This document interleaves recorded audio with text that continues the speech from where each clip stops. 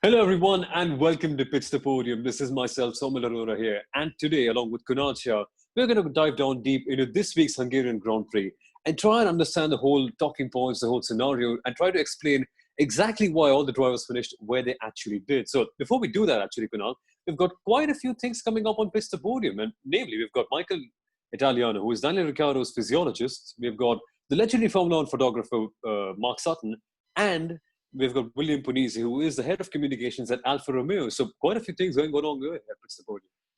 Absolutely, and we've timed it right. It's been a triple header, and there's one weekend of a break before we all meet for Silverstone, and I think it's going to be great to have these paddock personalities talk to us, and great to be presenting all the content to all our listeners out there. But Soumil, I'm actually loving these race debriefs with you. Ah, yes. And I'm pretty excited to go through what we made as notes to discuss for today's race.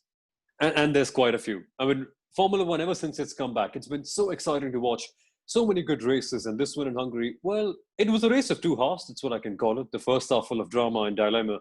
Second one, a bit more cautious. But Kunal, if you had to pick your P2P moment, which is our Pits To Podium moment, in case you weren't aware, folks, what would your moment be? And there's quite a variety to choose from this weekend. Yes, there is, and personally, I would narrow it down to Max Verstappen. Okay. He literally had a Pits To Podium moment, when I was in the TV studio and I was seeing all the visuals coming in, and suddenly I saw a Red Bull in the barriers, and, after a couple of seconds, everyone's heads turned towards me saying, "Oh, did you just see that?" And I'm like, "Did I just see that? Is that a Red Bull in the barriers?" Oh, this is when the drivers, this was when they leave the pits to go back to the grid and they do their reconnaissance laps and the likes. And suddenly I'm like, is this from today? Oh my God, it's Max Verstappen. He has crashed and he's in the barriers. And, then we saw this whole scurry of activity on his car. The Red Bull mechanics, I think they were literally the stars of the race, if you ask me, because they knew what they were going to fix and they fixed it with some 30 seconds to spare or something to that effect. Exactly. It was such an incredible thing to see. I mean, we discussed in the Andrew Green video, which you can watch on our channel. And normally, repairing things is going to take double the time, considering the whole social distancing norms. But the way the Red Bull mechanics fixed it, incredible stuff. But, let's get down to the back of the whole Red Bull scenario, because there's so much to discuss with Max Verstappen as well. Again, coming from Pits To Podium. But on the other side of the garage, Alex Albon now under investigation because his team apparently deliberately drawing out his grid slot, which turns out to be illegal. Yeah, it does. And, the race actually had a lot of interesting moments just before the start. So Alex Albon, as you just mentioned, was drying, the team was found drying his grid slot, which is not allowed. Then Kimi Raikkonen was found out of place at the start, And, I tweeted about it, of course, in good jest. But the point is, if you're 20th and last, which unfortunately Kimi was for the first time in 314 races.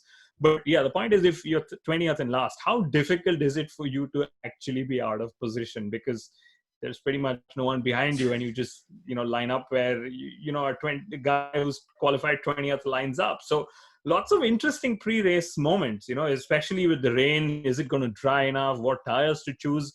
So, we were also blessed to have two Grand Prix back-to-back where rain actually played a factor.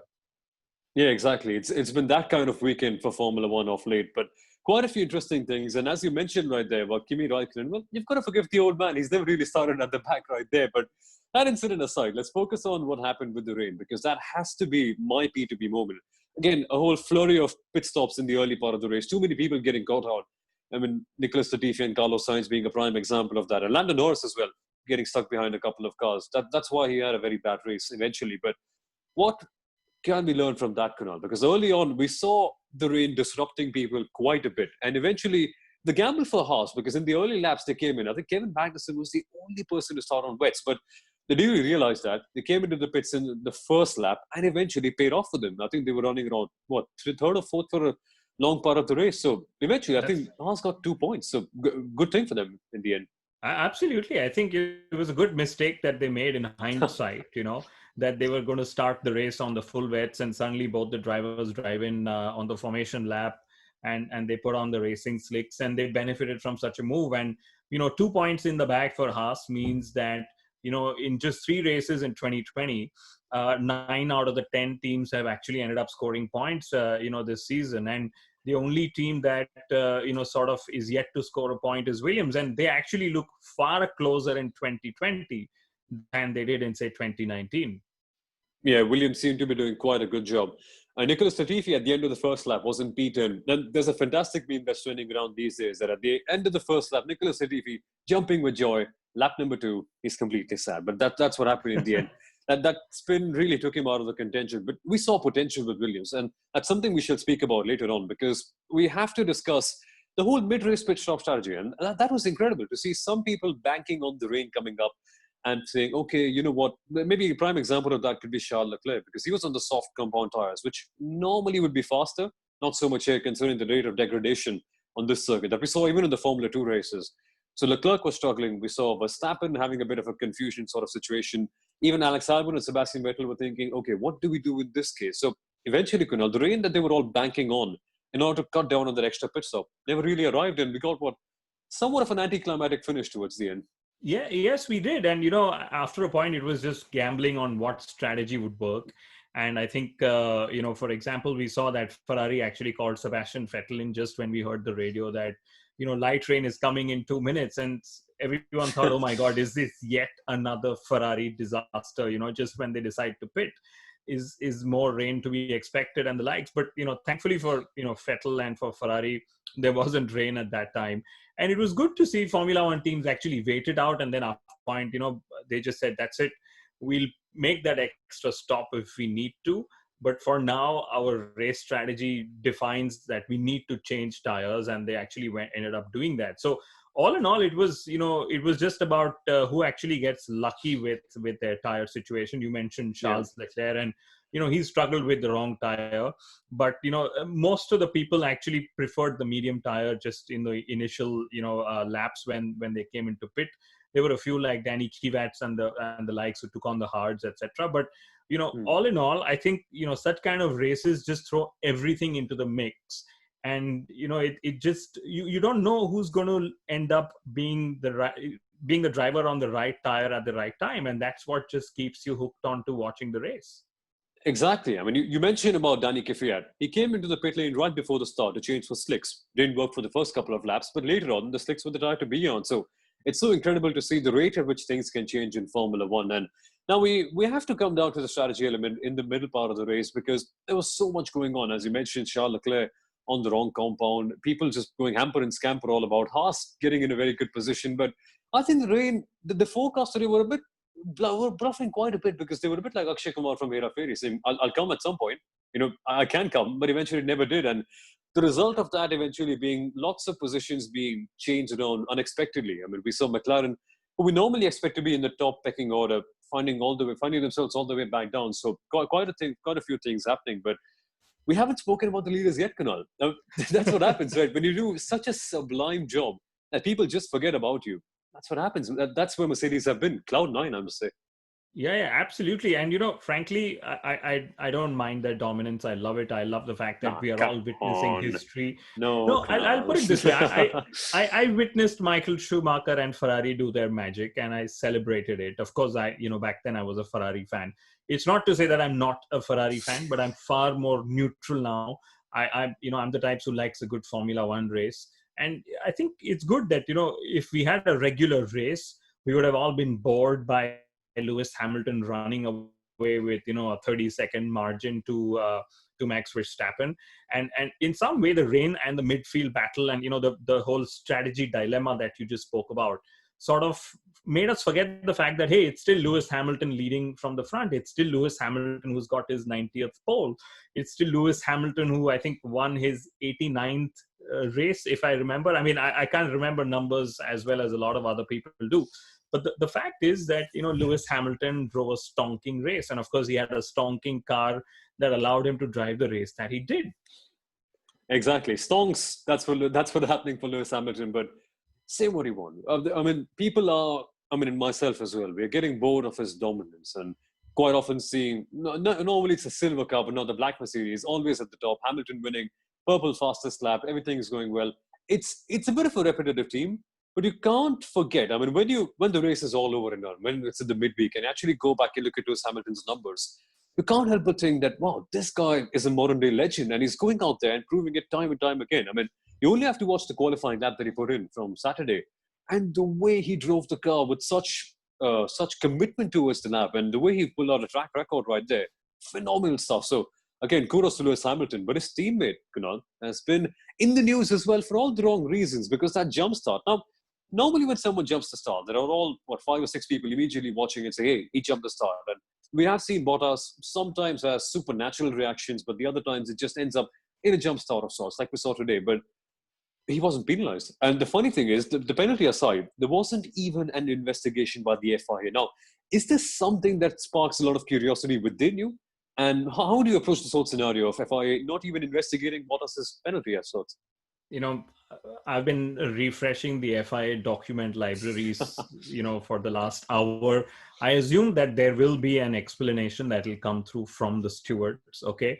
But because there hasn't been an official inquiry by any of the teams, etc., the official explanation might only come if a media person goes and asks the question. That's my understanding, I would say. But yes, it was, interesting to see that he moved and then he stopped and then he moved again. And that sort of robbed us of this whole drag race that Valtteri Bottas was banking on to try and take Lewis Hamilton on the first lap or the first corner or turn 4 and the like. So in a way it was sort of bad for the race that Hamilton went unchallenged, but Bottas of course then blamed it on some dashboard lights that came up and sort of he mistook that for the race lights to go off and the like. So a little bit unfortunate for Valtteri Bottas, but I must say that he came extremely close in qualifying, and he knows that, at the end of the day, it's qualifying ahead of Lewis that's going to help him get the better strategy call in the races. And, I had him on the television show that I work on, and he just said that this year, anything lower than P2 is actually a bad result for him. So if we were to, just quote him as I just did, I think P3 for him was pretty bad a result. Of course, he tried extremely hard to try and get to Max Verstappen, and he did 3 stops and the like. So full marks for trying, but definitely not worth all the points that he ended up losing eventually. Yeah, the good thing is Valtteri is completely aware of the whole scenario, and that whole false start scenario aside, the whole qualifying thing aside, but the performance he put in eventually, good job by Valtteri right there. Again, you can't dispute saying that he had the best car, but that sort of a result was quite good from him, and the quality of the overtakes that he put in. I mean, it wasn't always served on a plate for Valtteri, but from moving from the black Mercedes to the pink Mercedes, Kunal, things were a bit dicey for Racing Point today. We expected them to be the second fastest car in terms of pace. We saw that in practice, we saw that in qualifying as well, but what happened right there? I mean, for all that we saw Sergio Perez getting a horrible start. That's the only way I can say. And then he struggled in the midfield. But Lance Stroll as well, somewhat faded away, coming home in P4. So was the pace really not there? Were they not able to capitalize on the whole thing? I think, Lance Stroll being P4, firstly, great. It's a great result for him. There's always a question mark. And I feel drivers like Lance Stroll just have to keep proving that much more because of the background that he comes with. So I find that unfair at times, but I also realize that that's how the world of motorsport goes, given how expensive it is. But let's remember, they finished almost 50 seconds away from the podium trio. Of course, things changed as the top 3 tried to pit to try and get the lap, the point for the fastest lap and the likes. But maybe if Sergio Perez was in 4th place, he would have been closer. Maybe he was challenging for the podium. But I just think that, Racing Point got slotted in a position they couldn't move forward from. And that's why the race was the way it was. Maybe they had a quicker car, but the conditions had cooled down and mixed weather conditions and the likes that had happened. But eventually, I think they've shown fantastic pace. I'm excited to see what actually becomes of Racing Point in 2020, especially given the whole protest. And as you and I discussed, just a few minutes before we went to record this episode, Renault, of course, re-protested against Racing Point's result at the Hungarian as always. Yeah. And again, something that I was doing, for VF Sport, the television channel I work with, Renault made a very interesting point. So they are trying to get a clarification from the FIA on all the team alliances that are currently existing in Formula One. And it's important to remember Renault won't have such an alliance from 2021, primarily because they don't have an engine customer. Not that they have an alliance, with McLaren at the moment, but you see Ferrari and you see Mercedes, they form these alliances and so on. And I suspect that, after a point, they think that these alliances could also be used for exchanging more time in the wind tunnel, given the whole sliding scale, aero testing, etc. is going to come. So Renault's protest is going a lot more deeper than just, hey, is that the right brake ducts or no? And it'll be interesting to see what actually comes out of this whole situation. No, exactly. You called it bitter or not, but that's a very, very good point that you mentioned right there. Because alliances, I think it just take away the whole, the whole charm of Formula One when individual constructors show their own might and try and come up with a car that nobody else can.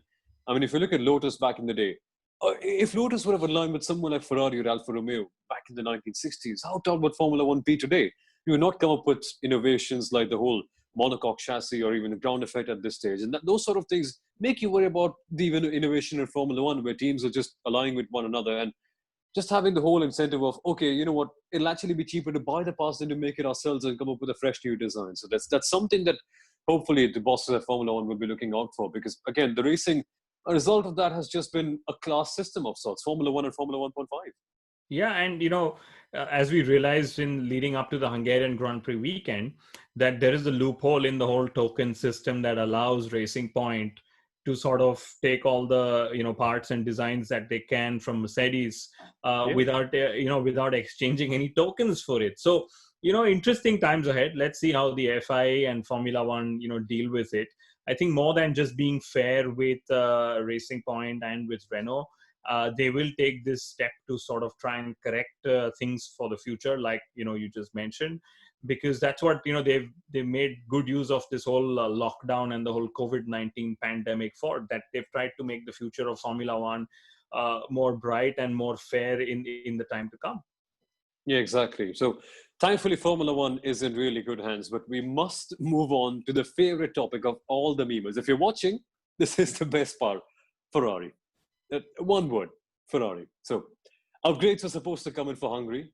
Apparently they did, but the upgrades didn't really bring on the performance that they hoped for, because in the end, I don't even know where they finished, because Ferrari, and beyond the point, you just know that, okay, no top three for them. It doesn't make any sense to watch where they are right now. And again, they got involved in a heavy scrap for the midfield with the likes of Albon, Perez, Ricciardo, Sainz, quite a few people in that whole train. But what's happened? We know Ferrari isn't traditionally good at a track like Hungary, high downforce, and where there's less reliance on the engine. But even with that struggling engine, so we could have thought, okay, Ferrari can just gain back a little bit because the engine disadvantage, I must say, isn't as big of a factor. But here they are now, once again. Not as dismal as, say, the first couple of weekends, but not good enough. Not good enough, yes, absolutely. And, Leclerc, I think he pulled off some great wheel-to-wheel battles, but he only ended up 11th. I loved his battle with Carlos Sainz, and before that with Lando Norris and the likes. And it's good to see that, he still got the fire in him, despite knowing that the car, unfortunately, doesn't exist right now. But, coming to Ferrari, we had predicted this in Hungary, in our pre-Hungary episode, that they will actually show some form. Given the whole track characteristics, medium to high downforce, and their drivability out of corners has been good. So seeing Sebastian Vettel qualify where he did, I think worked. But I just think eventually they didn't have the smartest of tire strategy. That's what probably caught Sebastian Vettel out. Of course, it's easy for us to laugh and say, hey, he made a mistake yet more time, and that's the Sebastian that we all know from the recent times. But the truth is, and we saw this across other junior formulae as well, that if the tires just go, they just go, right? And that's probably what Sebastian said after the race that happened to him. But in all, I'm just going back to the fact that Formula One ran a survey leading up to the Hungarian Grand Prix, which midfield team is going to score maximum points. And like we all would have guessed, Ferrari actually was one of the answers that you could have chosen. Exactly. It's been Groundhog Year for Ferrari so far, and many expect the same to happen later on as well. But Kunal, just before we wrap up, let's speak a little bit about, let's say, what can we call it? The darling team of all of Formula One, because they're not really doing so well right now, Williams. I think we just have a little bit of time to cover what's happened for them. And normally, Hungary is a good track for them. Not too much reliance on the power, and it's a circuit where George Russell, we saw last year, pull out quite a few good results in qualifying and the race eventually as well. So we briefly had a chat about Nicholas Latifi, but do you think things will improve for them later on? Because we're going to Silverstone next, and that's quite a high-speed, quick, flowy corner with serpentine corners where you need a lot of downforce and commitment in the car, and that's something that may not really be in Williams' favor. Yeah, absolutely. I mean, I just, when we speak about Williams, I just think of how each individual driver has performed. Like you pointed out earlier, that Nicholas Latifi was running 10th at a point and he was doing well. And I think he's had a fairly decent start to his Formula One career. And, apart from the fact that he spun a couple of times, but I think that's only natural, right? But we had again predicted that George Russell will put, a blinder of a lap in qualifying. And that actually happened. So I was pretty pleased to see that, saying, hey, we had actually called that, in our 5 things to watch out for video. So all in all, I think it's always good to see Williams in the fight, okay? And it's, of course, great to see George Russell do what he's doing. He knows he's got a 3rd season in Williams, and, drivers like him will rely on such spikes through the calendar to, make a point to Mercedes or to any of the other teams out there to say, hey, I still have the talent. I may still be in the slowest team, but when it comes to the fact that your driver, performance makes a bit of a difference in the overall result, this is what I'm able to pull off. So all in all, I think it was great to see, George Russell do what he could do in qualifying. Exactly. That was quite a good result for him. But Kunal, I think it's time to wrap up. And just before we go, who was your favorite driver of the day? We've had that question on Pits To Podium social media as well.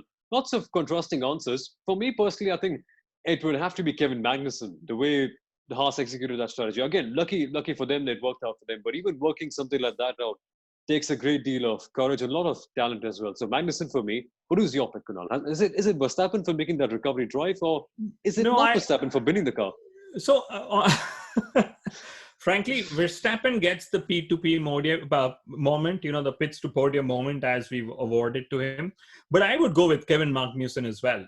That the fact that he was able to keep his car in the points and score those 2 points for 9th place. I think he's a very underrated driver who's not gotten his chances after, McLaren had to let him go and the likes, and we don't know what he's going to do in 2021.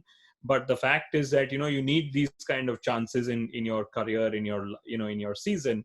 He got the chance, he, took it with both his hands, and he came home with points. And I think that's really good. It's still a hallmark for, it's a testimony for the kind of driving prowess and talent he has. So I would go with Daniel Ricciardo as well. Sorry, I meant Kevin Magnussen as well. Well, speaking of Daniel Ricciardo, we're going to have his physiologist, Michael Italiani, on Pits To Podium as well. But that's for later on. And once again, folks, thank you so much for watching this particular video. Kunal, thanks for being here. Superb discussion that was. Just as good as the race that was in the end. And folks, once again, if you've reached till here, which is quite a good thing for us, thank you so much for being here. Don't forget to subscribe to the channel, to like this particular video as well, and share this with all your fellow Formula One friends, because again, you're trying to build a big community over here on Pits To Podium, and your support will be invaluable. Yet again, thank you so much for watching, and see you next time out for the Silverstone Grand Prix, the British GP. Yes. Yes. See you, everyone. Bye-bye. Bye-bye.